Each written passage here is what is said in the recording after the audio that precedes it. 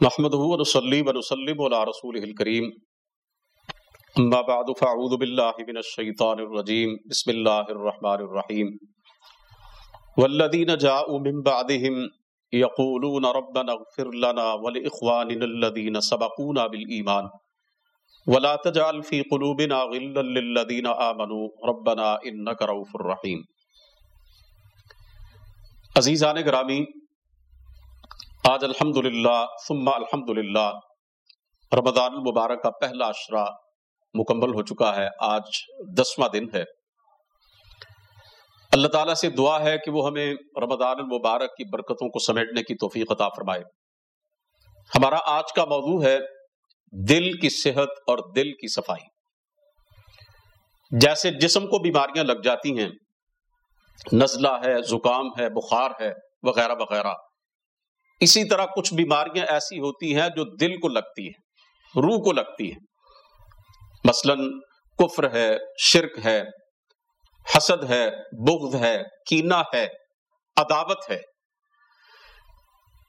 جسمانی صحت بھی اگرچہ بہت ضروری ہے، لیکن اس سے بھی زیادہ ضروری روحانی صحت ہے۔ جسم کی تندرستی سے زیادہ دل کی صحت ضروری ہے۔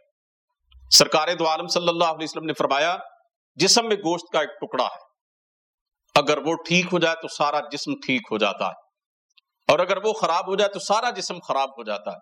فرمایا الا وہی القلب، جان لو کہ وہ دل ہے۔ بڑی سے بڑی جسمانی بیماری زیادہ سے زیادہ ہمیں یہی نقصان پہنچا سکتی ہے کہ اس سے ہماری زندگی کا خاتمہ ہو جائے گا، اور موت تو ایک دن آنی ہی آنی ہے۔ لیکن اگر خدا نخواستہ دل کو کوئی بیماری لگ جائے تو پھر انسان کی آخرت تباہ ہو جاتی ہے، انسان کی عاقبت برباد ہو جاتی ہے۔ تو ہمیں جسمانی بیماریوں کے ساتھ ساتھ قلبی بیماریوں سے بھی اپنے آپ کو محفوظ رکھنا چاہیے، اپنے دل کی صفائی اور طہارت کا اہتمام کرنا چاہیے۔ اس حوالے سے میں ایک واقعہ آپ کے سامنے رکھنا چاہتا ہوں۔ حضرت عبداللہ بن عمر بن عاص رضی اللہ تعالیٰ عنہ فرماتے ہیں، رسول کریم صلی اللہ علیہ وسلم تشریف فرما تھے، صحابہ کرام بھی موجود تھے۔ آپ نے فرمایا، ابھی ایک جنتی شخص آنے والا ہے۔ کچھ ہی دیر کے بعد ایک شخص آیا، اس نے اپنا جوتا اپنے بائیں ہاتھ میں پکڑا ہوا تھا، اور اس کی داڑھی سے وضو کے قطرے ٹپک رہے تھے۔ اس نے 2 رکعت نماز پڑھی اور چلا گیا۔ اگلے دن پھر رسول کریم صلی اللہ علیہ وسلم نے فرمایا کہ ایک جنتی شخص نمودار ہونے والا ہے۔ پھر وہی شخص آیا اور اسی کیفیت میں آیا۔ اگلے دن پھر رسول کریم صلی اللہ علیہ وسلم نے فرمایا کہ ایک شخص ابھی تمہارے پاس آنے والا ہے اور وہ جنتی ہے۔ اللہ کی قدرت، تیسرے دن بھی وہی شخص آیا اور اسی حالت کے اندر آیا۔ جب وہ شخص جانے لگا، حضرت عبداللہ بن عمر بن عاص رضی اللہ تعالیٰ عنہ اس کے پیچھے ہو لیے اور ایک ہیلا کر کے اس کے ساتھ رہنے کا ایک راستہ نکالا کہ بھئی میرے باپ سے میری ناراضگی ہو گئی ہے، میں 3 دن آپ کے گھر میں رہنا چاہتا ہوں، کہ آپ اس کی اجازت دیں گے؟ انہوں نے کہا جی بڑی خوشی کے ساتھ، میرے گھر چلیے۔ حضرت عبداللہ بن عمر بن عاص رضی اللہ تعالیٰ عنہ 3 دن تک اس بندے کے معمولات کا مشاہدہ کرتے رہے، اس کھوج میں رہے کہ آخر یہ شخص کیا عمل کرتا ہے جس کی وجہ سے 3 دفعہ رسول کریم صلی اللہ علیہ وسلم کی زبان مبارک سے اس کے لیے جنتی کے الفاظ استعمال کیے گئے۔ انہیں کوئی خاص بات نظر نہ آئی، ہاں بس ایسا تھا کہ جب یہ شخص رات کو بیدار ہوتا، اللہ کو یاد کرتا، اللہ اکبر کہتا، کروٹیں بدلتا تو اللہ کی تکبیر کہتا، باقی وہ رات کو سویا رہا، کوئی خاص عبادت اور ریاضت اس کی سامنے نہ آئی۔ 3 دن کے بعد حضرت عبداللہ بن عمر بن عاص رضی اللہ تعالیٰ عنہ رخصت ہونے لگے اور اس صاحب سے پوچھا کہ آپ کا کیا خاص عمل ہے؟ یہ رسول کریم صلی اللہ علیہ وسلم کی طرف سے آپ کے حوالے سے بشارت ہم نے سنی ہے، آخر کون سا کوئی آپ کی زندگی کا خاص پہلو ہے جس کی وجہ سے یہ رتبہ بلند آپ کو ملا؟ کہنے لگے کہ میرے اندر تو کوئی خاص بات نہیں ہے، مجھے تو کوئی اپنا ایسا عمل مجھے کم از کم یاد نہیں ہے کہ جس کی وجہ سے میں یہ کہہ سکوں کہ مجھے یہ خاص مقام ملا۔ حضرت عبداللہ بن عمر رضی اللہ تعالیٰ عنہ واپس ہو لیے، اس شخص نے پھر آواز دی، اور وہ تھے حضرت سعد بن مالک رضی اللہ تعالیٰ۔ آواز دے کے کہتے ہیں ما ہوا الا ما رأیت غیر انی لا اجد فی نفسی لأحد من المسلمین غشا ولا احسد احدا علی خیر آتاہ اللہ ایاہ۔ بھئی میری ایک بات سنتے چلے جاؤ، میرے اندر کوئی ایسا کوئی انوکھا اور منفرد عمل نہیں ہے، ہاں اتنا ضرور ہے کہ میں نے اپنے دل میں کبھی کسی مسلمان کے لیے کینہ اور عداوت نہیں رکھی، کبھی بغض نہیں رکھا، کبھی دشمنی نہیں رکھی، کبھی کھوٹ نہیں رکھا۔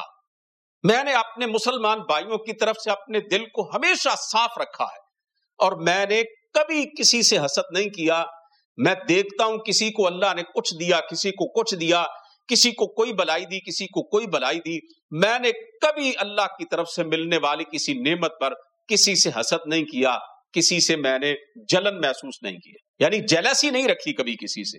حضرت عبداللہ بن عمر رضی اللہ تعالیٰ نے یہ سنا تو کہنے لگے ہذہ التی بلغت بک وہی التی لا نطیق۔ اللہ کے بندے، یہی تو وہ اتنا عظیم عمل ہے کہ جس نے تجھے اس مقام تک پہنچا دیا، اور اسی کی طاقت ہم نہیں رکھتے۔ میرے بھائیوں اور بہنوں، اس واقعہ سے یہ پتا چلتا ہے کہ دل کی صفائی از بس ضروری ہے۔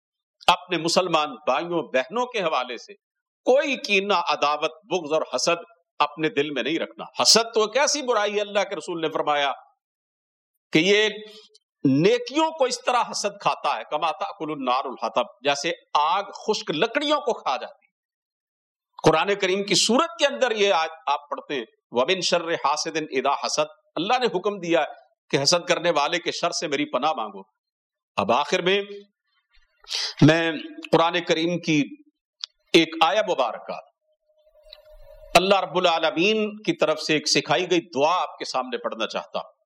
اللہ فرماتے ہیں کہ مومنوں کو یہ دعا کرنی چاہیے، ربنا اغفر لنا ولاخواننا الذین سبقونا بالایمان، اے ہمارے پروردگار ہمارے گناہوں کو بھی معاف فرما، اور ہمارے ان بھائیوں کو بھی معاف فرما جو ایمان میں ہم سے سبقت لے گئے، جو ہم سے پہلے دنیا میں آئے چلے گئے۔ ولا تجعل فی قلوبنا غلا للذین آمنوا، اے ہمارے پروردگار مومنوں کے لیے ہمارے دل میں کوئی غل، کوئی کینہ، کوئی حسد اور عداوت پیدا نہ ہونے دینا۔ ہمارے مومن بھائیوں کی طرف سے ہمارے دلوں کو صاف ستھرا رکھنا۔